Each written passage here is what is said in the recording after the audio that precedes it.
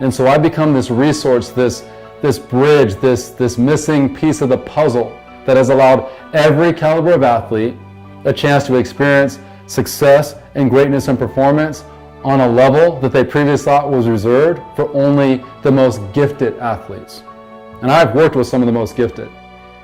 But I've also worked with the kids that you would consider to be the B-level athletes, the ones who are the last ones off the bench, who you put in positions that can hurt you the least, who will never probably experience any significant level of success, which has always broke my heart,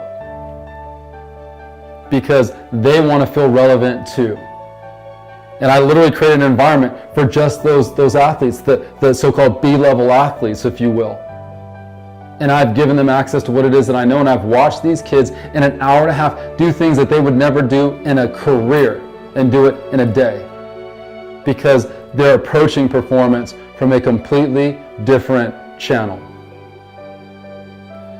And so for the vast majority of the 40 million plus athletes out there playing youth sports today, and their families associated with youth sports, they have no idea that those two elements even exist, let alone had access to them. And the tragedy isn't that it's going to deny your son or daughter the chance to discover these performance abilities that they never thought were accessible. The tragedy is that it's going to deny your son or daughter the chance to discover these performance abilities, which in the process of doing so would have changed everything about their sense of self, their self-confidence, what they would begin projecting, and most importantly, who they would begin falling in love with when they look in the mirror. At a point in their lives when they're trying to establish an identity that they like, let alone love. And I get to take my experience and sports as a tool and help somebody fall in love with themselves.